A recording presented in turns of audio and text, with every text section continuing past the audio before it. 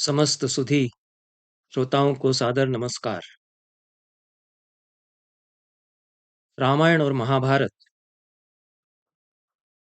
संस्कृत साहित्य की परंपरा में उपजीव्य काव्य कहे गए हैं। आख्यान भी इनको कहा गया है, महाकाव्य तो कहा ही गया है, इतिहास भी कहा गया है, पर एक संज्ञा इन दोनों की उपजीव्य काव्य भी है। और महाभारत स्वयं उपजीव्य काव्य अपने आप को कहता है। सर्वेषां कवि मुख्यानाम उपजीव्यो भविष्यति, यह महाभारत में आदि पर्व में कहा गया है। जितने भी आगे श्रेष्ठ कवि होंगे उनके लिए यह काव्य उपजीव्य बना रहेगा। उपजीव्य काव्य वह होता है जिसको आधार बनाकर आने वाले सैकड़ों हजारों वर्षों तक कविजन नई नई रचनाएं करते रहें, और वे रचनाएं केवल अनुकृति नहीं होंगी। बड़ी प्रतिभा के कवि सर्वथा मौलिक नई रचना करेंगे, फिर भी रामायण या महाभारत जैसे महाकाव्य की आधार भित्ति लेकर वे करेंगे। ऐसे काव्य को उपजीव्य काव्य कहा जाता है। वाल्मीकि की रामायण और व्यास का महाभारत ये उपजीव्य काव्य हैं, क्योंकि पूरे भारतीय साहित्य में पिछले लगभग 2 या 3 हजार वर्षों से अगणित काव्य, चंपू, नाटक, महाकाव्य लिखे गए। वाल्मीकि की रामायण की जो रचना है वह उनके आधार के रूप में है, अथवा व्यास का महाभारत है, इसलिए ये उपजीव्य काव्य है। और ऐसे अन्य काव्य, इतने बड़े अन्य उपजीव्य काव्य भारतीय साहित्य में नहीं है। पर कविता के संसार में, साहित्य के संसार में चमत्कार होते रहते हैं। कभी कभी कोई छोटी सी रचना उपजीव्य काव्य बन जाती है। रामायण और महाभारत के बाद 2 छोटे छोटे काव्य ऐसे हैं जो उपजीव्य काव्य बन गए, और यह चमत्कार ही कहा जाना चाहिए। कालिदास का मेघदूत और जयदेव का गीत गोविंद, ये 2 काव्य आकार में तो छोटे हैं। मेघदूत लगभग 100 पद्यों का काव्य है, और जयदेव के गीत गोविंद में बहुत थोड़ी सी संख्या में अष्टपदियां या गीत हैं। इतने लघुकाय होते हुए भी ये दोनों काव्य कई कई शताब्दियों तक कवियों के लिए प्रेरणा स्रोत बने रहे। इन्होंने संपूर्ण संस्कृत साहित्य में नई धारा का प्रवर्तन कर दिया, ट्रेंड बदल दिया। युग प्रवर्तक ये कृतियां बन गईं, और नई विधा का सूत्रपात इनके द्वारा हो गया। कालिदास के मेघदूत से संदेश काव्य की या दूत काव्य की परंपरा चल पड़ी, और शताधिक महाकवियों ने, सैकड़ों की संख्या में महाकवियों ने दूत काव्य लिखे। उनमें बड़े बड़े कवि हैं, वे मेघदूत की अनुकृति नहीं है, मौलिक परिकल्पनाएं उनमें हैं। और बड़े कवियों ने दूत काव्य की विधा को अपनाया। दोही का पवन दूत है। बड़े बड़े सन्यासियों ने दूत काव्य लिखे। शिष्य गुरु को संदेश भेज रहा है, तो यह संदेश वाहक कौन है, संदेश प्राप्तिकर्ता कौन है, इस दृष्टि से सारा विधान बदल जाता है। देश काल बदल जाता है, भूगोल बदल जाता है, इतिहास बदल जाता है। दूत काव्य में यह संभावना रहती है कि अपने समय को गूंथ सकते हैं। किसी भी पौराणिक कथा में सारा भूगोल अपने देश का समा जाता है। इस देश के तीर्थ, नदियां, पर्वत, नगर, रहन सहन, समाज। दक्षिण के दूत काव्यों में दक्षिण के नगरों का वर्णन है, आंखों देखा सा वर्णन। दूत काव्य में यही है कि दूत जाता है और सारा जो सैकड़ों मील का यात्रा पथ है उस पर विहंगम दृष्टिपात करता है, और हर नगर को देखता चलता है। यह कालिदास ने मेघदूत में एक ऐसी अद्भुत अनोखी विधा बना दी, जिसको कि रामचंद्र शुक्ल ने कह दिया कि यह तो हमारे भारत का राष्ट्र काव्य है, क्योंकि इसमें भारत की सांस्कृतिक यात्रा जिस प्रकार से करा दी गई है, उसके कारण यह मेघदूत बहुत बड़ा काव्य अपने छोटे से आकार में बन गया है। और उसमें संभावनाएं नित्य नई खुलती रहीं। ऐसी विधा कालिदास ने बना दी कि अपने समय को आगे आने वाले कवि दूत काव्य में नए ढंग से प्रस्तुत करते हुए चलते हैं। दूसरी प्रवर्तक कृति, उपजीव्य कृति जयदेव का गीत गोविंद है। महाकवि जयदेव थोड़े से गीत उन्होंने लिखे और महाकवियों के महाकवि माने जाते हैं। बंगाल के राजा लक्ष्मण सेन के समकालीन थे।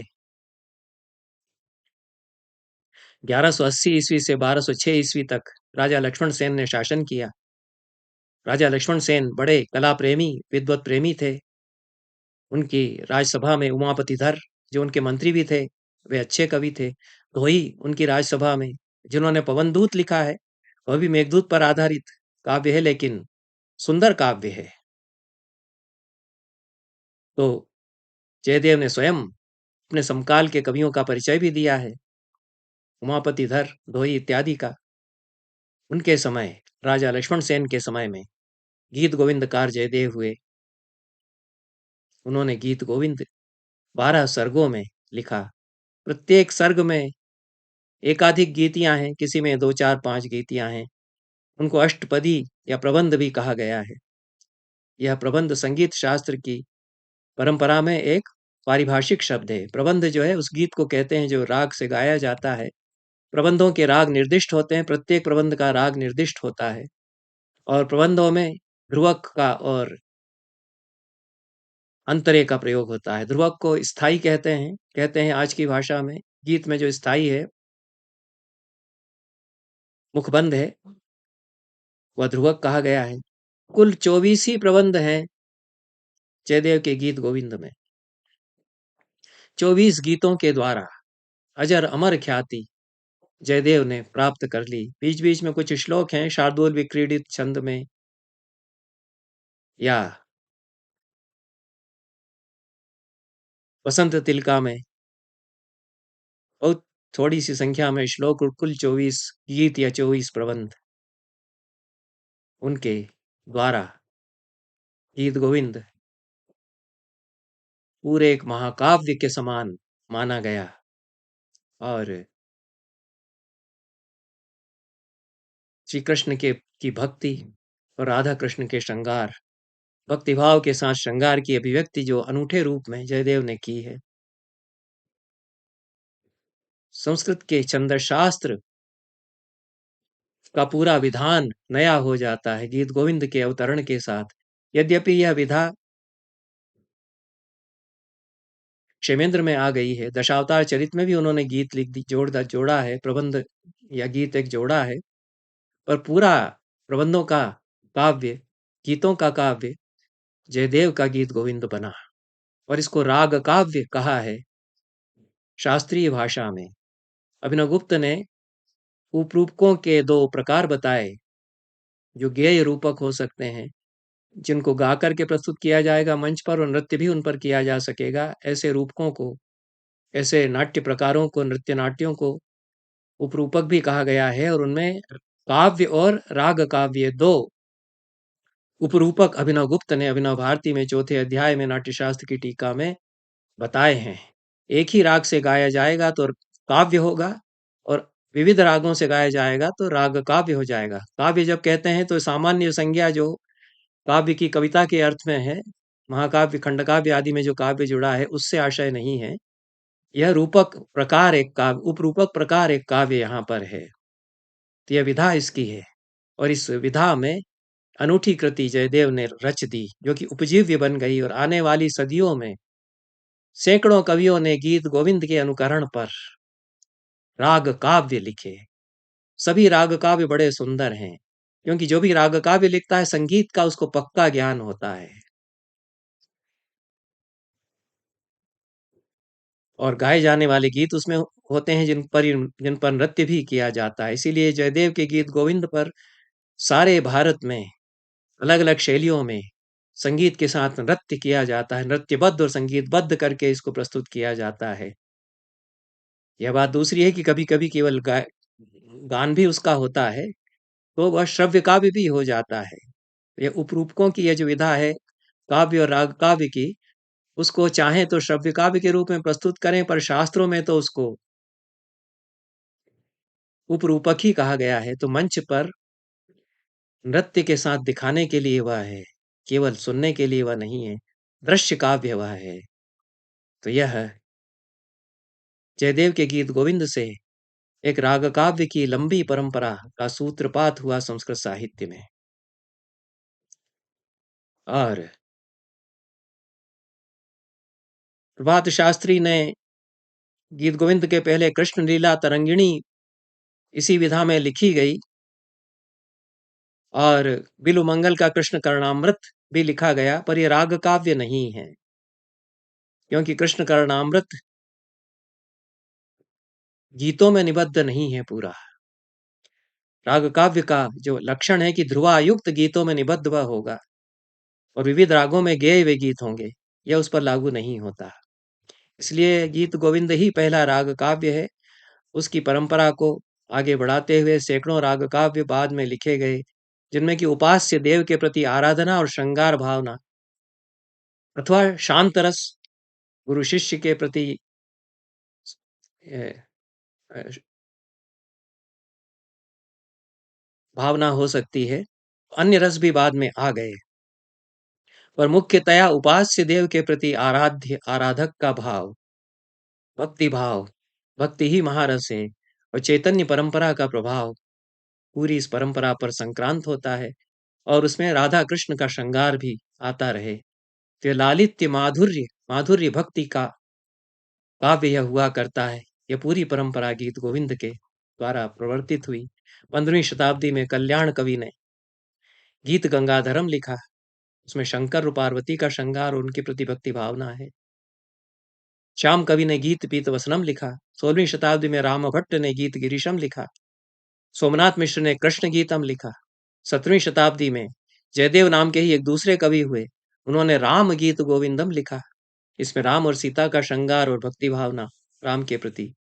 यह नंजराज काव्यशास्त्र और नाट्यशास्त्र के आचार्य हुए 18वीं शताब्दी में, उन्होंने संगीत गंगाधरम लिखा। प्रभाकर प्रभाकर शुक्ल ने गीत राघवम लिखा बाद में, और काव्यशास्त्र के प्रख्यात प्रख्यात आचार्य 14वीं शताब्दी के भानुदत्त मिश्र, जिन्होंने रसमंजरी लिखी है, गीत गौरीपति उन्होंने काव्य लिखा, राग काव्य लिखा। यह परंपरा 19वीं 20वीं 21वीं शताब्दियों में निरंतर चली आ रही है। 19वीं शताब्दी में जय नारायण घोषाल ने पार्वती गीतम लिखा। गीत धीवरम काव्य मैंने लिखा है, यह भी राग काव्य है, पर सारा वस्तु विधान और परिकल्पना उसमें भिन्न हो गई है। धीवर या मल्लाह के गीत हैं, या तो उसके द्वारा गाए जाने वाले या उसको संबोधित गीत हैं, और समुद्र एक प्रतीक बन जाता है, उसको पार करना है भवसागर को, या धीवर पार कर रहा है, उसमें इस प्रतीक विधान के साथ में सारे गीत वो धीवर के लिए और धीवर के द्वारा गाए गए गीत हो जाते हैं। इस प्रकार से राग काव्यों में सर्वथा नई परिकल्पनाएं जुड़ती जाती हैं। गीत गिरीशम रामभट्ट का 16वीं शताब्दी का महाकाव्य है, महाराष्ट्र के थे। इन्होंने धर्मशास्त्र ग्रंथ का भी एक प्रणयन किया था, और गीत गिरीशम लोकप्रिय हुआ, इस पर आत्माराम की टीका मिलती है। और जयदेव की रचना से हम प्रेरित हैं, यह प्रायः सभी राग काव्य का कार स्वीकार करते हैं। और माधुर्य जो जयदेव की पदावली में है, लालित्य और माधुर्य, वह सब में उसी प्रकार से आया है। यह जो गीत गिरीशम है, इसमें भी उसी प्रकार से जयदेव का जो लालित्य है वह संक्रांत हुआ है। मम मनोसि प्रिये चक्षुरसि तनुरसि प्राण पंचकमपि सत्यम वदन मुन्नाम्य पीयूष रस वर्षिणा लोचनेन स्नपय भृत्यम। ये सारा, ये जो गीतों में अंत्यानुप्रास होता है, तुक जिसको कहते हैं, उसके कारण बड़ा सौंदर्य आ जाता है। स्थाई या ध्रुव का प्रयोग होता है, अंतरे का प्रयोग होता है, और अंत्यानुप्रास भी होता है, और विविध रागों में सारे गीत गाए जाते हैं। ये प्रमुख लक्षण राग काव्य के होते हैं। प्रबोधानंद सरस्वती ने 16वीं शताब्दी में संगीत माधवम लिखा। ये राधा वल्लभ संप्रदाय के संत हैं। अनेक संतों ने गीत काव्य राग काव्यों का प्रणयन किया। एक दूसरा काव्य भी प्रबोधानंद सरस्वती ने लिखा था, जो वृंदावन महिमामृत उसका नाम था। भीष्म मिश्र ने गीत शंकरम लिखा है 11 सर्गों में। मधुर भक्ति के आचार्यों ने बहुत सारे राग काव्य लिखे हैं। इसमें मधुराचार्य के शिष्य रसिकाचार्य हरियाचार्य ने जयपुर के आमेर मठ में महंत के पद पर कार्य करते हुए जानकी गीतम लिखा है 6 सर्गों में। हिंदी और संस्कृत में इनकी अनेक रचनाएँ हैं, हरियाचार्य की। और भुशुंडी रामायण का प्रभाव पड़ा है, जो राम विषयक, राम सीता के श्रृंगार विषयक जो राग काव्य हैं, जैसे जानकी गीतम है। तो इनमें भुशुंडी रामायण में 25वें से 36वें अध्याय में राम की रसिकोपासना का जो निरूपण किया गया है और राम रास का जो वर्णन किया गया है, वह राम विषयक गीति काव्यों में राग काव्यों में निरूपित होता है। राम गीत गोविंदम, जैसा कि मैंने कहा, इसके प्रणेता भी जयदेव हैं, जो गीत गोविंदकार जयदेव के बाद हुए, उनसे भिन्न हैं और बहुत परवर्ती हैं। 14वीं शताब्दी के आसपास ये हुए, मिथिला में ये हुए थे। गीत गोविंद की पदे पदे छाया है और गीत गोविंद की शब्दावली में ही अपने काव्य का प्रयोजन भी बताते हैं। यदि राम पदाम्बुजे रतिर यदि वा काव्य कलासु कौतुकम पठनीयमिदम तदौजसा रुचिरम श्री जयदेव निर्मितम, ऐसा कहा है। यदि हरिस्मरणे सरसम मनो यदि विलास कथासु कुतूहलम शृणु तदा जयदेव सरस्वती मधुर कोमल कांत पदावलीम, ऐसा जयदेव ने कहा है। तो हरिस्मरण में मन सरस है, भक्ति में रमा हुआ है। और विलास कथाओं में, श्रृंगार में, राधा कृष्ण के श्रृंगार में, उसमें भी यदि मन रमता है तो यह हमारी वाणी, हमारे गीत सुनिए। इस प्रकार से भानुदेव की जो राग काव्य रचना है, भानुदेव तो बहुत अच्छे कवि हैं। और गीत गौरीपति जो उनका है, उसमें चंपक चर्चित चाप मुदंचित केसर कृत तूणीरम मधुकर निकर कठोर कवच परिचित चारु शरीरम अनुरंजय पश्य वसंतम विकच बकुल कुल संकुल कानन कुसुम मिषेण हसंतम। यह जो अनुप्रासों की झनकार के साथ, ललित भाव के साथ पदावली आती है, लंबे समास होते हुए भी इतना प्रसाद गुण भर जाता है। जयदेव ने यह चमत्कार किया था। इसी परंपरा में जय नारायण घोषाल ने पार्वती गीतम लिखा। 1751 में इनका जन्म हुआ था कलकत्ता के पास गोविंदपुर में। संस्कृत के साथ फारसी, अंग्रेजी, हिंदी, बंगला के अच्छे जानकार थे। 1814 में काशी आकर बस गए। पार्वती गीतम इन्होंने लिखा है, जिसमें शंकर के प्रति भक्ति को विभक्ति दी है। और इसी प्रकार से शंकरी संगीतम जयनारायण ने लिखा है 19वीं शताब्दी में। रागों का निर्देश किया है। सभी राग काव्यकारों ने रागों का निर्देश नहीं किया। जयदेव ने तो प्रत्येक गीत के साथ राग का निर्देश किया है। मालव गुर्जर से गाया जाएगा, अन्य किसी राग से गाया जाएगा। और पुरी के जगन्नाथ मंदिर में, अन्य मंदिरों में इसी प्रकार रागों में जयदेव के गीत गोविंद के गीत गाए जाते हैं। उन पर श्रेष्ठ नर्तकियों ने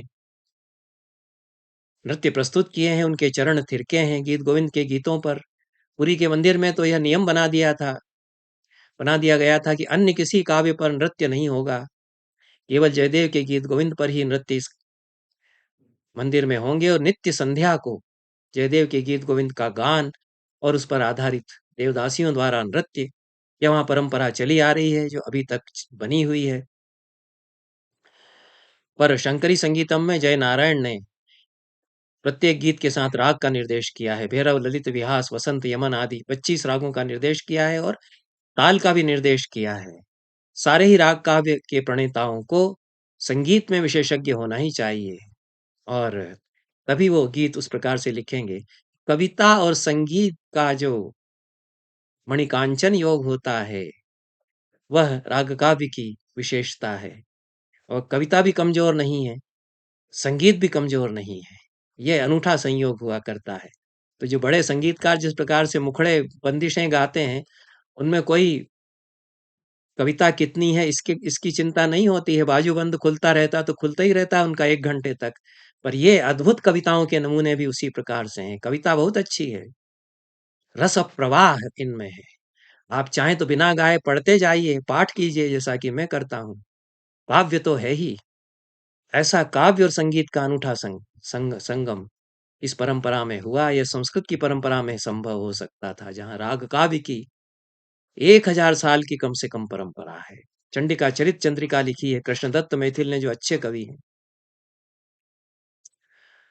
और कृष्णदत्त मैथिल का विपुल साहित्य संसार है। गीत गोपीपति काव्यम भी इन्होंने लिखा, पुरंजन चरित नाटकम इन्होंने लिखा है, नाटक इन्होंने लिखा है। जोनराज चंपू लिखा है इन्होंने, ऐतिहासिक चंपू काव्य है। लक्ष्मी गुण मणिमाला है, विरुद्ध काव्य है, विरुद्ध काव्य है। तो गीत गोविंद की व्याख्या भी इन्होंने लिखी है कृष्णदत्त मैथिल ने। और कुवलयाश्वी ये नाटक इन्होंने लिखा है। बड़े महाकवियों ने यह राग काव्य की विधा को अपनाया। पुरंजन चरित कृष्णदत्त मैथिल ने 1775 ईस्वी में लिखा था, और सारा जो उनका साहित्य वह 1740 से 1780 की अवधि में विरचित हुआ। रामकिशोर झा जो अच्छे अनुसंधाता हैं, और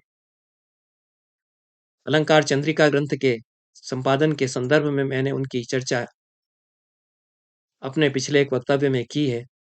इन्होंने भी अनुसंधान किया है कृष्णदत्त मैथिल पर। 18वीं शताब्दी के प्रथम दशक में इनका आविर्भाव और 1780 के आसपास इनका देहावसान वे मानते हैं। आगे गीत निबद्ध जो राग काव्य है उसमें नए नए प्रस्थान बनते हैं, और चंडिका के चरित्र का वर्णन भी किया गया है 11वें सर्ग में। यह जो कृष्णदत्त मैथिल का काव्य है उसमें, और ओजस्विता भी फिर आ जाती है इन राग काव्यों में। महत्वपूर्ण जो एक इसी परंपरा में एक कड़ी है वह संगीत रघुनंदन है। विश्वनाथ सिंह जी देव का जो रीवा के नरेश थे, जयसिंह के पुत्र थे। जयसिंह ने 1809 से 1833 तक शासन किया। उनके बाद 1833 से 1854 ईस्वी तक रीवा रियासत पर विश्वनाथ सिंह जी देव ने राज्य किया। 1789 में इनका जन्म हुआ था। बड़े रचनाकार हैं, इनके अनेक काव्य हैं। उनमें संगीत रघुनंदन बड़ा काव्य है, काव्य नाटक यह है। सारे ही इसमें गीत संगीत में निबद्ध हैं, पर नाट्य रूप में इसको रचा गया है, इसको प्रस्तुत किया जाता है, इसको प्रस्तुत भी किया गया है। हिंदी अनुवाद भी इसका मिलता है आनंद रघुनंदन नाम से, हिंदी रूपांतर इसका है। हिंदी का पहला नाटक यह माना जाता है, और इसमें भी सब इसी प्रकार से गीत हैं। सीता और राम का श्रृंगार, सीता राम के प्रति भक्ति, सरस मधुर पद शैया, प्रसन्नता और गेयता और लय, यह विश्वनाथ सिंह जी देव की रचना में उसी प्रकार हैं जिस प्रकार से सभी राग काव्यों में हैं। और राम की रसिकोपासना के संप्रदाय से जुड़े हुए थे। इन्होंने ब्रह्मसूत्र पर भी राम रसिकोपासना की दृष्टि से टीका का प्रणयन किया है। ऐसी यह राग काव्य की परंपरा है। इस राग काव्य परंपरा में एक कृति अभी अभी सद्यः प्रकाशित होकर के आई, जिसका कि लोकार्पण भी हुआ है 2 दिन पहले। और यह अच्छा हुआ कि पीडी यह बहुत ही अच्छा हुआ कि पीके गौड़े की स्मृति संध्या के अवसर पर गीत सीतापति इस सद्यः प्रकाशित काव्य का लोकार्पण हुआ। अच्युतराव मोडक इसके प्रणेता हैं, और यह 18वीं 19वीं शताब्दी के अच्छे रचनाकार हैं, उपेक्षित हैं। बड़ा इनका साहित्य है, संस्कृत साहित्य को अनुपम योगदान है अच्युतराव मोडक का। मोडक वंश बड़ा उज्जवल वंश रहा है संस्कृत विद्या के क्षेत्र में, और उसकी भी चर्चा मिलती है। पर महाराष्ट्र के ब्राह्मण परिवार के लोग थे जिन्होंने बड़ी विद्या साधना सारस्वत साधना की है। अनेक रचनाएं अच्युतराव मोडक ने लिखी हैं। गीत सीतापति राग काव्य उन्होंने लिखा है, जो अभी तक पुस्तकाकार प्रकाशित नहीं हुआ था। इसको राय चरण कामल ने विभिन्न पांडुलिपियों के आधार पर सुसंपादित किया है। सबसे अच्छी बात है कि जो पांडुलिपि संपादन के, पांडुलिपियों के अध्ययन के सारे मानक हैं, उनका इन्होंने पालन किया है, और बड़ी निष्ठा के साथ में सारी पांडुलिपियों का अध्ययन किया है, मिलान किया है, पाठभेद दिए हैं। नई पांडुलिपियों की खोज की है सारे भारत में पता करके इस गीत सीतापति काव्य की। इसकी विविध पांडुलिपियां मिलती हैं।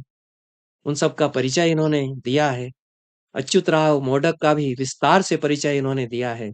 पहली बार अच्युतराव मोडक पर इतनी महत्वपूर्ण जानकारी इस किताब की भूमिका के द्वारा सामने आई है और उनकी जो विविध रचनाएं हैं उन पर भी प्रकाश पड़ता है। इसका प्रकाशन रत्नकीर्ति शोध संस्थान वाराणसी के द्वारा किया गया इस वर्ष, और रत्नकीर्ति शोध संस्थान अपने ढंग का बहुत ही महत्वपूर्ण कार्य कर रहा है। जो बड़े बड़े शोध संस्थान नहीं कर रहे हैं, शासकीय सहायता प्राप्त बड़ी संस्थाएं जो कार्य नहीं कर रही हैं, वैसा कार्य बहुत ही निष्ठापूर्वक रत्नकीर्ति शोध संस्थान के युवा संचालकों ने किया। इस शोध संस्थान के माध्यम से उन्होंने 15वीं शताब्दी से लगा करके 19वीं शताब्दी तक की अनेक दुर्लभ संस्कृत रचनाओं का प्रकाशन किया। विशेष रूप से मुगल काल में संस्कृत का जो संवर्धन हुआ है उस पर उन्होंने जिस प्रकार से गहन अभिनिवेश के साथ शोध कार्य करते हुए पुस्तकें प्रकाशित की हैं, वह सदैव सदैव स्तुत्य रहेगा। और प्रताप नारायण मिश्र इस दृष्टि से सदैव अभिनंदनीय हैं। उन्होंने जो अनुसंधान किया है, बड़े बड़े ग्रंथ उन्होंने प्रकाशित किए हैं, संकल्प पूर्वक और निष्ठापूर्वक उन्होंने कार्य किया है और अपने इस शोध संस्थान में उन्होंने अनेक ऐसे ग्रंथों का भी प्रकाशन किया है। अच्युतराव मोडक की ही अद्वैतामृत मंजरी रत्नकीर्ति शोध संस्थान से पूर्व में प्रकाशित हो चुकी है। यह वेदांत का ग्रंथ है। वेदांत के बड़े आचार्य थे अच्युत राव मोडक, और राग काव्य की विधा के संबंध में यह धारणा बन जाती है कि इसमें तो अनुकरण गीत गोविंद का जयदेव का होता है, तो इसमें मौलिकता क्या होगी। पर जैसे मेघदूत पर आधारित जितने दूत काव्य हैं उनमें बड़े बड़े मौलिक कवि हैं, उनके प्रणेता, वो बड़े बड़े संत आचार्य उनके प्रणेता हैं। उस पर चर्चा करने का यहाँ समय नहीं है। वो अच्छे कवि हैं उनके प्रणेता। उसी प्रकार से गीत गोविंद के अनुकरण अनुकरण पर जो राग काव्य लिखे गए हैं उनमें मौलिकता की कमी नहीं है, क्योंकि सारी परिकल्पना बदल देते हैं, सारा विधान बदल देते हैं।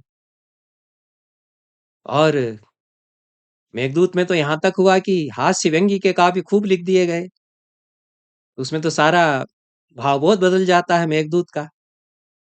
यहाँ वैसा तो नहीं हुआ। गांभीर्य, लालित्य, माधुर्य, भक्तिभाव सारी राग काव्य परंपरा में है, पर परिकल्पनाएं बहुत अलग बदल हो जाती हैं। दर्शन आ जाता है, अपना अपना दर्शन अपने संप्रदाय का आ जाता है। और यह जो गीत सीतापति काव्य है, यह तो इस दृष्टि से बड़ा अनूठा है कि इसमें आद्यंत श्लेष के माध्यम से वेदांत परक अर्थ और आद्यंत श्रृंगार परक अर्थ भी अव्याहत बना हुआ है। यह बड़ी सिद्धि कविता की है कि राम और सीता का श्रृंगार एक एक वाक्य में उसी प्रकार से पिरोया हुआ है जिस प्रकार से कि वेदांत का दर्शन पिरोया हुआ है। उस दर्शन को जानने मानने वालों के लिए गीत सीतापति वेदांत का ग्रंथ बन जाता है। और राम भक्ति, सीता और राम के श्रृंगार की दृष्टि से इसका गान करने में रुचि रखने वालों के लिए यह माधुर्य भक्ति का और श्रृंगार का ग्रंथ भी बन जाता है। रुचिता और पावनता अव्याहत बनी रहती है इस प्रकार से जितने भी राग काव्य हैं उनमें, क्योंकि भक्ति भावना तो निर्मल चित्त से ही होती है। यद्यपि उत्कट श्रृंगार तक का वर्णन खूब आ जाता है। यही राग काव्य परंपरा की विशेषता है कि श्रृंगार पूरी तरह से है, मिलन है, देह भी है, पर आराध्य आराधक भाव के साथ देखते हैं देवताओं को, इसलिए पूज्य भाव बना हुआ है। और इस काव्य में तो श्लेष के माध्यम से दर्शन को जिस प्रकार से गूथा है, वह कवित्व सिद्धि अच्युतराव मोडक की है। इसमें 3 ही सर्ग हैं। गीत गोविंद में यद्यपि 12 सर्ग हैं, पर गीतियों की संख्या कम नहीं है। और श्लोक जो प्रबंध या गीत हैं उनके बीच-बीच में श्लोक रचना भी बहुत अच्छी है। श्लोक रचना में पटु हैं अच्युतराव मोडक। प्रारंभ में मैगैर्मेदुरमंबरम वनभुवः श्यामास्तमालद्रुमैः, बहुत सुंदर श्लोक जो गीत गोविंद में जयदेव का है। नक्तं भीरुरयं तत् त्वमेव तदिमं राधे ग्रहं प्रापय इत्थं नन्दिनी देशतश्चलितयोः राधा माधवयोर जयंती यमुना कूले रह केलयः। ये जो सुंदर रचना है राधा माधव की, यमुना के कुंजों में रह केलियां, उनकी विजय हो ऐसा कहते हैं, जिए वो ऐसा कहते हैं। तो उनकी जय हो ऐसा कहने से उनकी भक्ति भावना और रह केलियों का जो सौंदर्य श्रृंगार है, दोनों ही एक साथ बने रहते हैं। यहाँ पर जो अच्युतराव मोडक के गीत सीतापति में आरंभ में श्लोक है, अद्वैतम ब्रह्म वंदे तदनुभवति यद्धेम सिंहासनस्थम, तदनुभवति यद्धेम सिंहासनस्थम वेदेय्याश्लेष धर्मात् पुनरपि सततम किं नु राज्याभिषेकम शंके कामेन यत्नान् मरकत शिखरात् कांचनाधित्यकायाः स्वर्णाद्रे प्रार्थिता हो सुनव सुरसरित स्वीय पापमा पनुत्ययी। यह इन्होंने पाप प्रक्षालन के लिए सुरसरित का अवतरण भी इसमें करा दिया और वैदेही के आश्लेष का जो अनुभव है राम का राज्याभिषेक के अनंतर उसको भी इसमें गूंथ दिया है। मरकत शिखर की कांचन आदित्यका से झरती हुई स्वर्णाद्रि से जो सुर नवसरित है वह भी अपनी पाप की अपनुति के लिए दूरीकरण के लिए यहाँ आहूत की गई है। इस प्रकार से कल्पना और जो बिंब है और जो चित्र है और जो समासबंध है सुंदर अच्युत राव मोडक ने यहाँ बनाए हैं।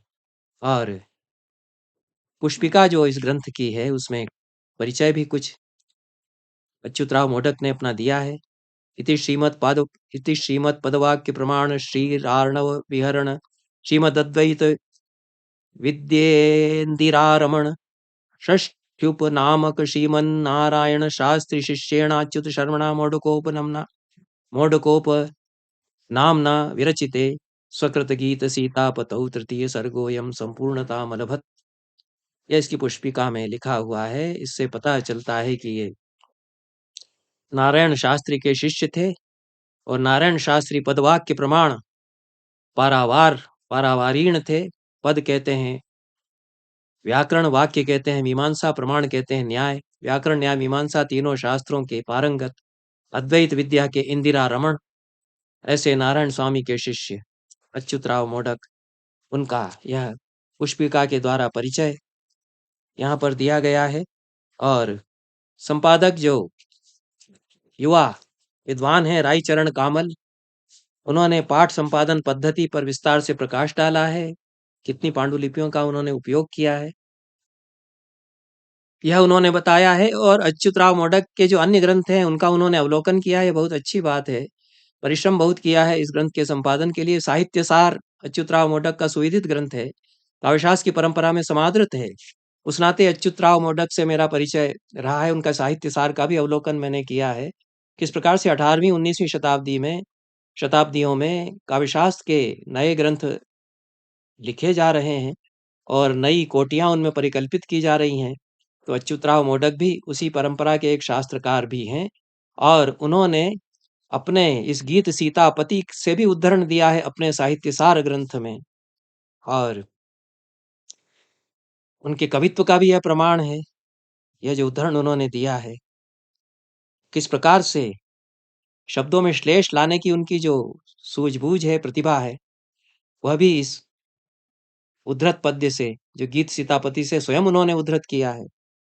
तो किस प्रकार से शेषानुप्राणित काव्य, शेषालंकार में काव्य रचा जाता है, इसके उदाहरण में साहित्यसार की अपनी टीका में उन्होंने यह पद्य दिया है।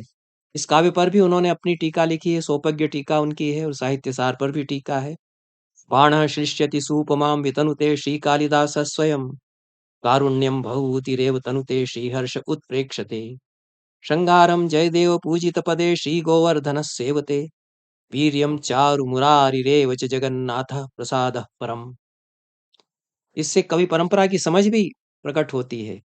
संस्कृत साहित्य के इतिहास का बोध है। यह जो पश्चिमी विद्वान कहते हैं कि इतिहास बोध नहीं है संस्कृत साहित्य की परंपरा में, पर जितने भी महान कवि अपना काव्य लिखते हैं अपने से पहले के सारे कवियों का स्मरण करते हुए संस्कृत साहित्य का एक खाका छोटा सा हमारे सामने वे रख देते हैं। इन्होंने बाण, कालिदास, भवभूति, श्रीहर्ष, जयदेव, गोवर्धन और जगन्नाथ इतने पूर्ववर्ती कवियों का स्मरण किया और उनको अपने लिए प्रेरक माना, अपना प्रेरणा कवि उनको माना। और इसमें बाण से जो मदन के बाण और बाण भट्ट जो महान कवि हैं दोनों का बोध होता है। जैसे बाण कामदेव का बाण चित्त में चुभ जाता है तो विकलता पैदा करता है, उसी तरह से बाण जो चित्त में सुखबुगाहट पैदा करते हैं, यह आशय है। गीत गोविंद और गीत सीतापति की अच्छी तुलना संपादक ने यहाँ पर की है और विशेष न कहकर के किस प्रकार से अद्वैत वेदांत, क्योंकि अद्वैत वेदांत के आचार्य हैं, काव्यशास्त्र के आचार्य हैं अच्युतराव मोडक और अच्छे कवि हैं और राग काव्य लिख रहे हैं तो संगीत शास्त्र के भी अच्छे ज्ञाता हैं। संस्कृत की परंपरा में तो यही होता है कि ऐसा कवि नहीं बन जाता जिसको कि कुछ आता जाता नहीं हो और 4 लाइनें गद्य के वाक्य तोड़ तोड़ करके लिख दी और उसमें कोई विमर्श बता दिया तो अच्छी कविता हो गई।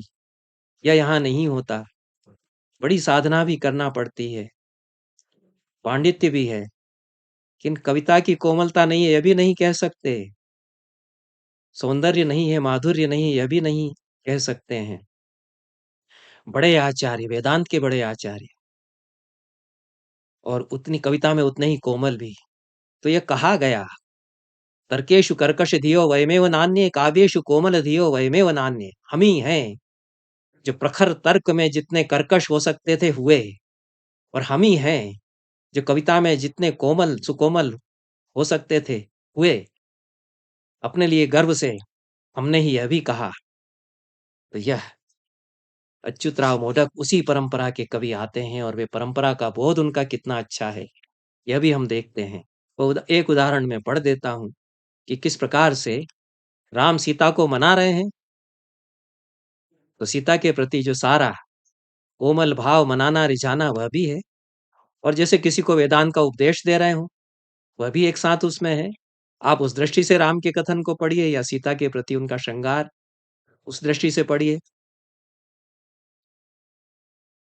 कृति सुख दाई वचो वद मानिनी माँ कुरु मानवितानम विहर यथा रुचि सफलय जनुरपि हर संततम अभिमानम प्रणुभो भूम्युपजात शरीरे मोहमिमं जहि याहि शमं नहि चेतसि सौख्यमधीरे। अब इसमें श्रुति सुखदाई वचन मानवित है मानिनी, मेरे तुम्हारे कानों के लिए सुखदायक वचनों को सुनो, अपना मान छोड़ दो, यथारुचि विहार करती रहो। तुम्हारा ये जो अभिमान मान है मुझे लेकर के रूठना है इसको छोड़ दो, यह तो कहा ही है। यह भूमि से उत्पन्न हुई है सीता, भूमि जा सीता, अपने इस मोह को छोड़ो, चित्त में शम को धारण करो, अधीरता को त्यागो, सुख को प्राप्त करो।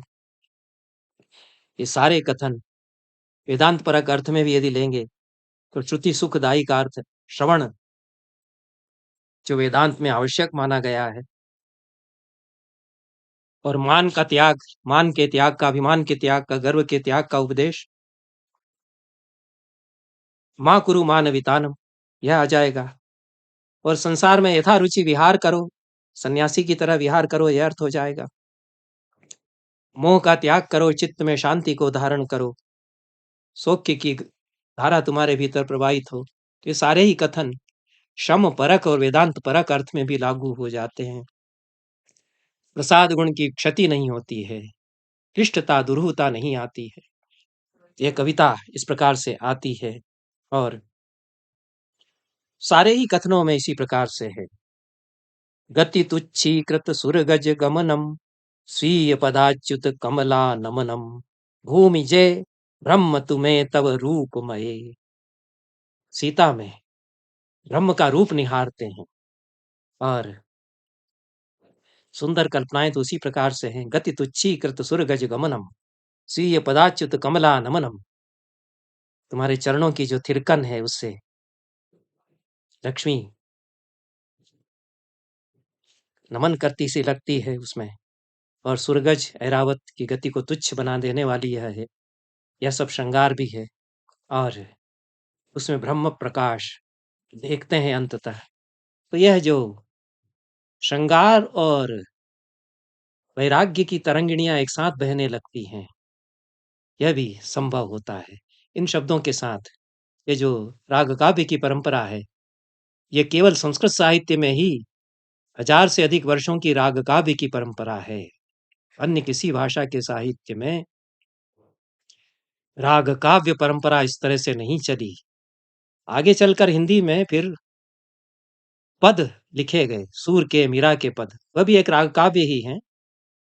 पर इतनी लंबी परंपरा और उसके पीछे यह जो शास्त्र है उपरूपक उसको कहा गया, इसको किस प्रकार से प्रस्तुत मंच पर किया गया, इसके साथ में जो 1000 वर्ष की जयदेव की परंपरा है वह किस प्रकार से 18वीं 19वीं शताब्दी में उसमें एक अच्छी उज्जवल कृति लिखी गई और आगे भी अभी तक वह परंपरा जारी है, क्योंकि हम हैं उस परंपरा में। इन शब्दों के साथ धन्यवाद देते हुए यह वक्तव्य मैं समाप्त करता हूँ। धन्यवाद।